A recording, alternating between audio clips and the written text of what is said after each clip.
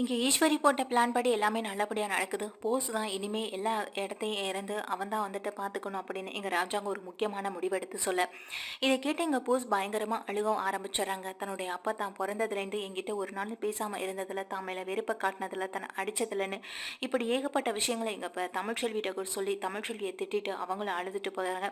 இதெல்லாம் நினச்சி ரொம்ப கவலையில் இருக்கப்போ எங்கள் தாமரை வேணும்னு பிரச்சனை பண்ண வர, தாமரை வந்துட்டு அடிக்கவும் போக இதையெல்லாம் தமிழ்ச்செல்வி தடுத்து நிறுத்தி, இது புருஷன் பொண்டாட்டிக்கு இடையில நடக்கிற பிரச்சனை, இதை நாங்கள் பார்த்துக்குவோம், தேவையில்லாமல் எங்களோட பிரச்சனையில தலையிடறேன்னு சொல்லி அனாவசியமாக என் முன்னாடி கை நீட்டில் வச்சிருந்தேன். அதுக்கப்புறம் இப்போ பிடிச்ச கையை நான் திரும்பி ஓங்கி அடிக்க எவ்வளோ நேரம் ஆகும் சொல்லி பார்க்கலாம் அப்படின்னு சொல்லி எங்கள் தாமரையை வந்துட்டு மிரட்டுறாங்க தமிழ்ச்செல்வியும். அதுக்கு பிறகு தாமரையும் அதோட அங்கே இறந்து போக எங்கள் ஈஸ்வரி வேணும்னே வந்து எங்கள் தமிழ்ச்செல்வியை பார்த்து பேசிட்டும் போகிறாங்க. இதெல்லாம் நினச்சி தமிழ்ச்செல்வி ரொம்ப வருத்தத்தில் இருக்க, இந்த விஷயத்தை இதோட விடக்கூடாது, ஏற்கனவே என்னை பற்றின கவலையில் பாதி அதிகமாக அவர் குடிக்கவும் ஆரம்பிச்சிட்டாரு. இப்போ மாமா இப்படி பண்ணிட்டாங்களே நினச்சி இன்னும் அதிகமாக குடிக்க ஆரம்பிச்சா அவருடைய உடம்பு என்னத்துக்காகிறது? என்னை பொறுத்த வரைக்கும் அவர் நல்லா இருந்தால் போதும், சந்தோஷமா இருந்தால் போதும். இந்த வீட்டுக்குள்ளே வரணுன்ற எண்ணமே எனக்கு இல்லாமல் போயிடுச்சு. அவருடைய சந்தோஷம்தான் முக்கியம். என்னை பார்த்தா அவர் கோபப்படுறதும், இதனால என்னை பார்க்க பார்க்க அவர் குடிக்க ஆரம்பிக்கிறதும் எனக்கு மிகப்பெரிய தர்ம சங்கடத்தை தான் கொடுக்குது. இதுக்கப்புறம் இந்த வீட்டில் இருக்கணுன்ற ஒரு எண்ணமே இல்லை. பேசாமல் மாமா பார்த்து பேச வேண்டியதான் அப்படின்னு நினச்சிட்டு இருக்காங்க எங்கள் தமிழ்ச்செல்வியும். தமிழ்ச்செல்வி நேராக ராஜாங்கத்தை பார்க்கறதுக்காக ராஜாங்கம் வேலை பார்க்குற அந்த இடத்துக்கு போகிறாங்க.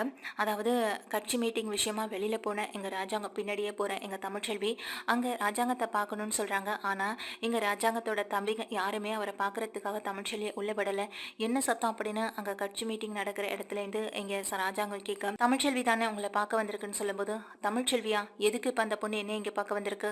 ஏற்கனவே அந்த பொண்ணால் நடந்த பிரச்சனைகள் பார்த்தாதா திரும்ப இந்த கூட்டம் நடக்கிற இடத்துக்கு அந்த பொண்ணு இதுக்காக இங்கே வரணும் எங்கள் ராஜாங்கம் தன்னுடைய தம்பிங்க கிட்ட கேட்க, அதுக்கு அவங்க தம்பிங்களும் இல்லை என்ன எதுன்னு தெரியல, நாங்கள் உள்ளே கூப்பிடட்டுமா வேண்டாமான்னு சொல்லி கேட்குறாங்க. இல்லை எனக்கு கட்சி மீட்டிங்காக நிறைய ஆட்கள் வேற வர ஆரம்பிச்சிருவாங்க, இந்த நேரத்தில் பொண்ணு போக மாட்டேன்னு சொல்லி அடம்பிடிச்சு நின்றுட்டு இருந்தா பின்னால் நமக்கு தான் பிரச்சனை வரும் அப்படின்னு சொல்லும்போது, சரி இது ஏன் தேவையில்லாத பிரச்சனையை கொண்டு வரதுன்னு தெரியலேன்னு சொல்லிட்டு இங்கே தனியாக ஒரு இடத்துக்கு வந்துட்டு கூப்பிடுறாங்க ராஜாங்கம். எங்கள் தமிழ்ச்செல்வியும் உள்ளே போக, மாமா அப்படின்னு சொல்லும்போது அந்த உரிமையோட என்னை கூப்பிடுறதுக்கு நீ எனக்கு யாருமே இல்லை, மாமான்னு சொல்லி என்னை கூப்பிடாதன்னு சொல்லி எங்கள் ராஜாங்கம் கோவப்பட, சரிங்க ஐயா நான் இனிமே அப்படி எதுவுமே உங்களை கூப்பிட போகிறதில்ல, அப்படி கூப்பிட்றதும் ரொம்ப பெரிய தவறு தான் அப்படின்னு சொல்லிட்டு எங்கள் தமிழ்ச்செல்வி சொல்கிறாங்க. பிறந்ததுலேருந்து நீங்கள் சேதுவுக்கு எவ்வளோ பெரிய ஒரு முக்கியம்னு எனக்கு நல்லாவே தெரியும். ஏன்னா ஒவ்வொரு இடத்துலையும் உங்களை பற்றி பெருமையாக மட்டுமே தான் அவர் என்கிட்ட பேசியிருக்கார், நல்ல விதமாக நடந்திருக்கார், நல்ல விதமாக பேசியிருக்காரு. அப்படிப்பட்ட ஒருத்தருக்கு நீங்கள் இவ்வளோ பெரிய தண்டனையை கொடுத்தது என்னாலேயே ஏற்றுக்க முடியாதப்போ அதை உங்கள் பிள்ளையால் மட்டும் எப்படி தாங்கிக்க முடியும்?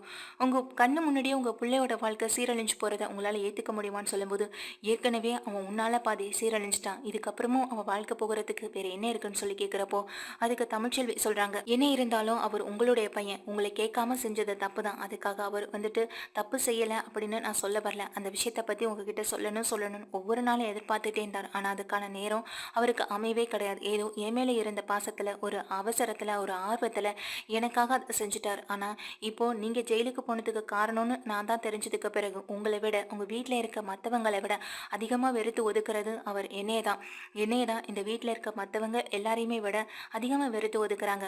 தான் பொண்டாட்டி எல்லாருக்குமே ஒரு பிரச்சனைகள் இருந்தாலுமே தான் பொண்டாட்டி மாசமாக இருக்கான்னு தெரிஞ்சதுன்னா எந்த ஒரு புருஷனுமே தன்னுடைய பிரச்சனைகள்லாம் தூக்கி போட்டுட்டு தன்னுடைய குழந்தை தான் முக்கியம்னு சொல்லி அந்த மனைவி கிட்ட போய் பேசுவாங்க. அப்படிப்பட்ட குடும்பத்தில் நான் நிறைய பேரை பார்த்துருக்கேன். ஆனால் இங்கே நான் மாசமாக இருக்கேன்னு தெரிஞ்சும் கூட இங்கே உங்கள் பையன் ஒரு நாளும் குழந்தைய பற்றி என்கிட்ட பேசினதில், என்கிட்ட வந்து ஒரு நாளும் நல்ல விதமாக நடந்துக்கிட்டது கூட இல்லை. இதெல்லாம் ஏன் எதுக்காகன்னு நீங்கள் கொஞ்சமாவது யோசிச்சு பார்த்தீங்களான்னு சொல்லி ராஜாங்கத்திட்ட கேட்க, ராஜாங்கம் ரொம்ப அதிர்ச்சியில் அப்படியே எங்கள் தமிழ்ச்செல்வியை பார்க்குறாங்க. என்னையா பார்க்குறீங்க? உண்மையை தான் சொல்கிறேன்.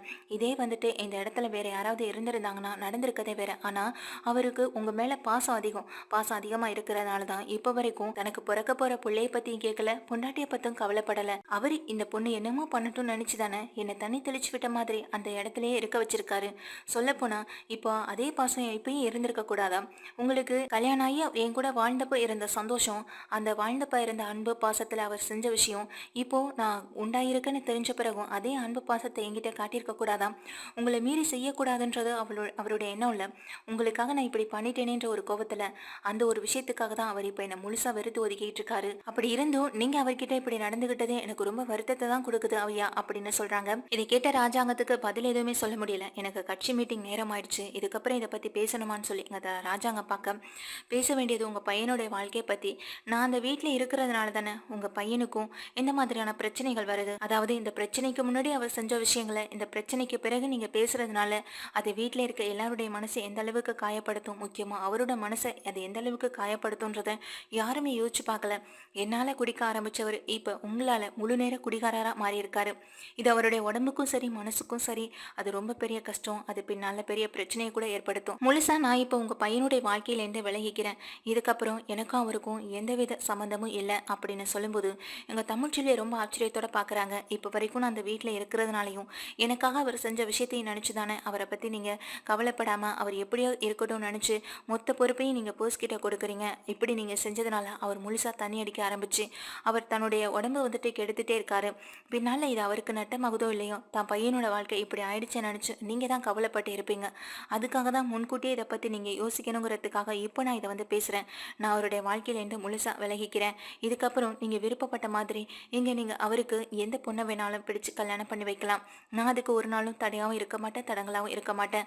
ஆனா அதே நேரம் அவருடைய உடம்பை பத்தியும் அவரை பத்தியும் கவலைப்பட வேண்டிய பொறுப்பு இப்போ உங்களுக்கும் அதிகமா இருக்கு ஐயா அப்படின்னு சொல்லி எங்க தமிழ்ச்செல்வி பேச பேச எங்க ராஜாங்க அதிர்ச்சி மேல அதிர்ச்சியில இருந்துட்டு இருக்க. தமிழ்செல்வியை பேசி முடிச்சுட்டு நான் கிளம்புறேன் ஐயான்னு சொல்லிட்டு அந்த இடத்துல இருந்து கிளம்பி வெளியிலையும் போறாங்க. எங்க ராஜாங்கம் கட்சி மீட்டிங்கை வந்துட்டு கேன்சல் பண்ண இது அவங்க தம்பிங்களுக்கே ரொம்ப ஆச்சரியமா இருக்கு. என்னாச்சுன்னு அப்படின்னு சொல்லி ஓடி போய் கேட்க நான் உடனே சேதுவை பார்க்கணும், சேது எங்கன்னு சொல்லி கேட்குறப்போ சேது வீட்டில் தான் இருக்கான்னு எங்க கருப்பன் எனக்கு ஃபோன் பண்ணி விஷயத்த தெரிஞ்சுக்கிறாங்க. ரொம்ப அவசரமா எங்க சேதுவை பார்க்கறதுக்காக ராஜாங்க போக என்ன எங்க மாமா போன கையோட ஓடி வராரு, போனா ரொம்ப நேராகும் கட்சி மீட்டிங் இருக்குன்னு சொல்லிட்டு இருந்தாரு, இப்போ என்ன இவ்வளோ சீக்கிரம் ஓடி வராருன்னு சொல்லிட்டு யோசிச்சுட்டு இருக்கேன். இங்கே உள்ள வர ராஜாங்கம் சேது சேதுன்னு சொல்லி சத்தம் போட சேது எங்க அப்படின்னு கேட்குறாங்க. அவன் எங்கப்பா என்ன ஏதுன்னு தெரியல என்ன எங்க அப்பத்தாவும் சொல்ல கருப்பை கூப்பிடுறாங்க. எங்கடா சேது எங்கன்னு சொல்லி கேட்கும்போது அது வந்துங்க ஐயா அப்படின்னு சொல்லிட்டு இருக்கேன்.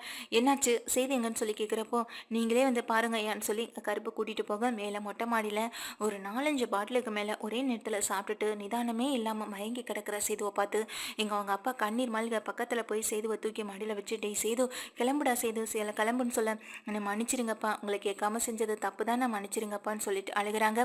இங்கே கீழே நின்று பார்த்துக்கிட்டு இருக்க தமிழ்ச்செல்விக்கு மனசு ஒரு பக்கம் நிம்மதியாக இருக்குது. நம்ம சொன்னதை அவர் மனசளவில் ஏற்றுக்கிட்டு இப்போ சேதுக்கிட்ட பேசுகிறதே பெரிய விஷயம். அதே போல் நம்ம சொன்ன வாக்கையும் நம்ம வந்துட்டு கடைப்பிடிச்சாகணும்னா இந்த வீட்டை விட்டு கிளம்புறதான் சரி.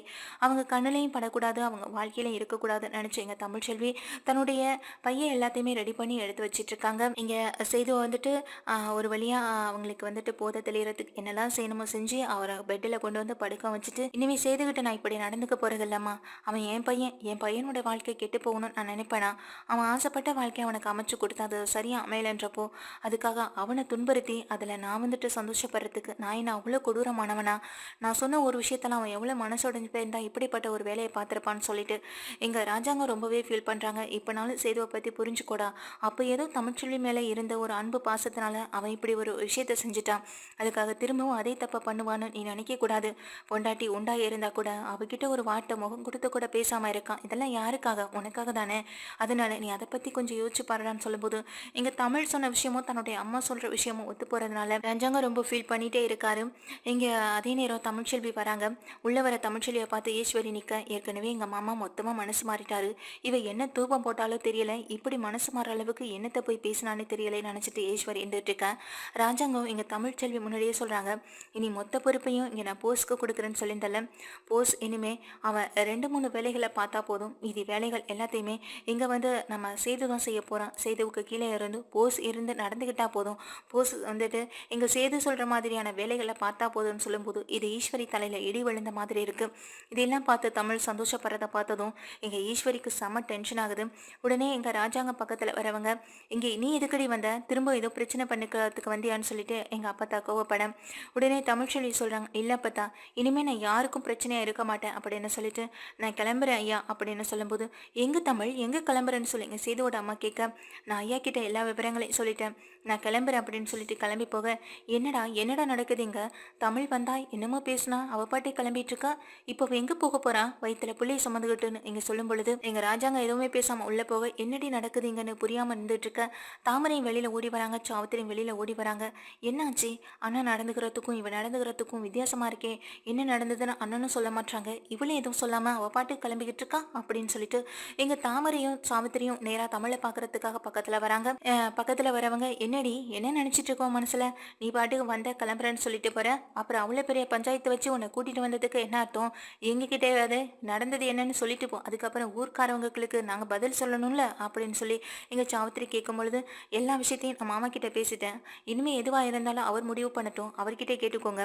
என்கிட்ட பேசுறதுக்கு எதுவுமே இல்ல. உங்களுக்கும் எனக்கும் எந்த சம்மந்தமும் இல்லைன்னு சொல்லிட்டு எங்க தமிழ்ச்செல்வி தன்னுடைய பைய எடுத்துட்டு கிளம்புறாங்க. அப்போ அங்க பார்த்துட்டு இருக்க தாமரையை பாத்திலமா இவளுக்கு எவ்வளவு திமிருன்னு சொல்லும்போது, நீ வாடி இவகிட்ட பேசி நமக்கு என்ன ஆக போகுது?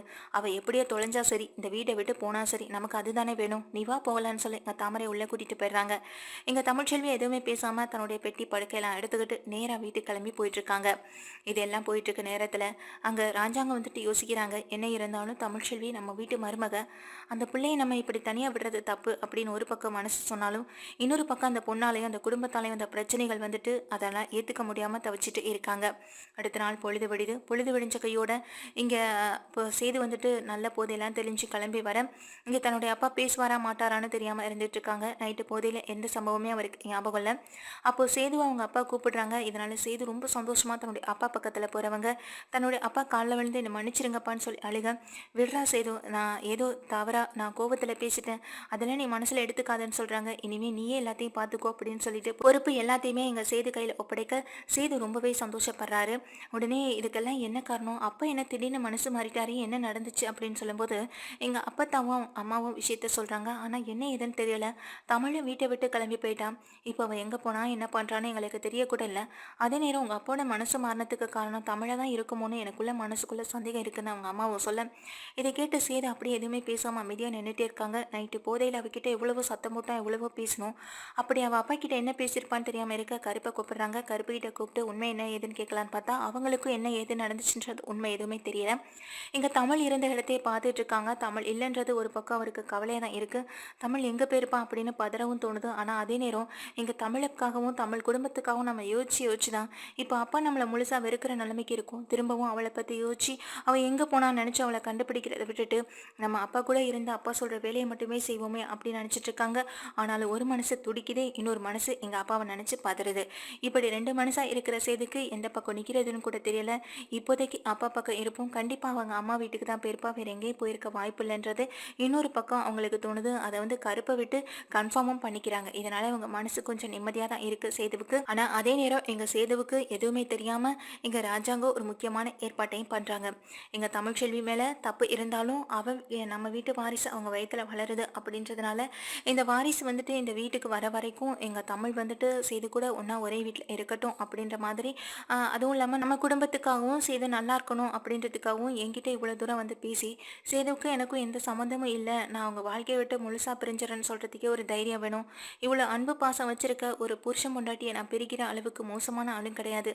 அதனால் எப்படியாவது தமிழை நம்ம வீட்டுக்கு கொண்டு வந்துடணும், அதுக்கு கொஞ்ச நாள் ஆகட்டும், என்னுடைய கோபமும் கொஞ்சம் தனியட்டுன்றதுக்காக தான் ராஜாங்கமும் வெயிட் பண்ணிட்டு இருக்காங்க. இது தெரியாமல் சேதுவும் தன்னுடைய வேலைகளை பார்த்துட்டு இருக்க வீட்டுக்கு போனாங்க. தமிழ்ச்செல்வி கிட்ட அவங்க அம்மா வசந்தியும் செல்லப்பாண்டியும் ரொம்பவே கோபமாக பேசுகிறாங்க. ஏண்டி இப்படிப்பட்ட ஒரு முடிவெடுத்து வந்தேன்னு சொல்லும்போது, இனிமேல் எனக்காக யாரும் அந்த வீட்டு முன்னாடி கையேந்தி நிற்கிறதோ இல்லை அவங்க வீட்டு முன்னாடி தலைகுனிஞ்சு நிற்கிறதோ வேண்டாம். நான் பட்ட கஷ்டங்கள் எல்லாம் போதும். இதுக்கப்புறமா அந்த வீட்டில் இருந்து நான் யார் கூட மனசில் இடம் பிடிக்கணுன்ற ஆசையும் இல்லை, எண்ணமும் இல்லை. எனக்கு என் குழந்தை மட்டும் போதும், நான் அந்த குழந்தையோட என் வாழ்க்கையை நடத்திப்பேன்னு சொல்லும்போது இங்கே வசந்திக்கு சுருக்குன்னு குத்துது. அப்படிப்பட்ட ஒன்று இல்லவே இல்லையே, இவகிட்ட நான் எப்படி சொல்லி புரிய வைக்க போகிறது தெரியலையே, அது தெரிஞ்சா இவ எவ்வளோ கோவப்படுவான்னு நினச்சி ரொம்ப வருத்தத்தில் இருக்கிறாங்க. என்னம்மா என்ன யோசிக்கிறேன்னு சொல்லும் பொழுது செல்லப்பாண்டி அப்படியே கதறி அழுது இங்க தமிழ் கிட்ட உண்மையை சொல்ல தமிழ் வயிற்றுல அடிச்சுட்டு அழுக ஆரம்பிக்கிறாங்க. எதுக்குமா இப்படிப்பட்ட ஒரு பொய்யை சொன்னேன், ஏற்கனவே பொய் மேலே பொய், இப்போ இந்த பொய்யை சொல்லியும் நான் அந்த வீட்டில் இருக்கிறதுக்கு ஏற்கனவே நம்மளை பற்றி நம்ம குடும்பத்தை பற்றி ரொம்ப அசிங்கமாக மட்டம் தட்டி பேசுகிறாங்க. அதையே என்னால் தாங்கிக்க முடியாம தான் இப்போ நான் அந்த வீட்டிலேருந்தும் மொத்தமாகவே நான் வெளியில் வந்துட்டேன். இதுக்கப்புறமா அந்த வீட்டிலேருந்து மற்றவங்களுக்கு பிரச்சனையை கொடுத்து அவங்க மனசையும் காயப்படுத்தி நானும் காயப்பட வேண்டாம் நினச்சி அந்த வீட்டை விட்டு வெளியில் வந்தேன். இப்போ நீ சொல்கிறது எனக்கு ரொம்ப பெரிய கஷ்டமாக இருக்குமான்னு சொல்லிட்டு ரொம்ப ஏன் அழுகாதடி தமிழ்னு சொல்லி அவங்க அம்மாவும் பாட்டியும் வந்துட்டு தமிழுக்கு சப்போர்ட்டாக நிற்க எங்கள் செல்லப்பாண்டியும் அழுதுகிட்டே உட்காந்துருக்காங்க. கொஞ்ச நேரத்தில் பார்த்தா தமிழை வீட்டிலேருந்தே காணும்.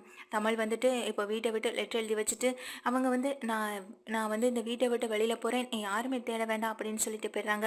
போகிறவங்க இங்கே வந்துட்டு இந்த ஊர்லேயே இருக்க வேண்டாம், நம்ம யார் கண்ணிலையும் பட வேண்டாம், இங்கே அம்மா அப்பாவும் நம்மளை போய் சொல்லிட்டாங்க, அவங்களுக்கு பாரமாகவும் நம்ம இருக்கக்கூடாது, அதே போல் கட்டின புருஷன் புருஷனுக்கும் நாம இப்படிப்பட்ட ஒரு விஷயத்த பண்ணிருக்கோம்னு தெரிஞ்சு திரும்ப நம்ம மேல அவங்க வெறுப்பை காட்டுவாங்க. இந்த வெறுப்பை ஏற்கனவே காட்டுற வெறுப்பை நம்மளால தாங்கிக்க முடியாதப்போ இந்த வெறுப்பை எப்படி நம்மளால தாங்கிக்க முடியும் அப்படின்னு நினைச்சு எங்க தமிழ்ச்செல்வி வீட்டை விட்டு கிளம்பி போயிடுறாங்க. அதை லெட்டராகவும் எழுதி வச்சுட்டு போக இது அவங்க பெத்தவங்களுக்கு ரொம்ப பெரிய தலையில எடி விழுந்த மாதிரி இருக்கு. இது சேது குடும்பத்துக்கோ இல்லை சேது வீட்டில் இருக்கிறவங்களுக்கோ தெரியல. ஆனா வெளியில போன தமிழ்ச்செல்வி நிச்சயமா டாக்டர் படிப்பை முடிச்சு அவங்க ஏதோ ஒரு வகையில அந்த டாக்டர் படிச்சு டாக்டர் ஆய்தான் இந்த ஊருக்கு வர போறாங்க. அப்போதான் எங்க தமிழ்ச்செல்வியை பத்தி தமிழ்ச்செல்வி எதுக்காக இப்படியெல்லாம் செஞ்சான்றதை பத்தியும் ராஜாங்கம் புரிஞ்சுக்க போறாங்க. ராஜாங்கமும் சரி எங்க சேது வீட்லயும் சரி எங்க தமிழ்ச்செல்வியை வீட்டை விட்டு போன விஷயத்த தெரிஞ்சுக்க போறாங்க. அது ஏன் எதனாலன்றது ஒரு பக்கம் தெரிஞ்சாலும் இன்னொரு பக்கம் சேதுவுக்கு இன்னொரு கல்யாணத்தை பண்ணி வைக்கலான்ற ஒரு ஏற்பாடு நடக்க தான் போகுது. ஆனா அது எதையுமே சேது ஏத்துக்க போறதுல தன்னுடைய அப்பாவுக்காகவும் அதே தமிழ் பத்தின எண்ணங்களையும் வாழ்ந்துட்டு இருக்க சேதுவுக்கு ஒரு நாள் தமிழ் எங்க சேது முன்னாடி முழுசா நிக்கத்தான் போறாங்க. அன்னைக்கே எங்க சேது தன்னுடைய மொத்த அன்பை வெளிக்காட்டி எங்க மனசார முழுசா எங்க தமிழை தன்னுடைய மனைவியை ஏத்துக்க தான் போறாரு.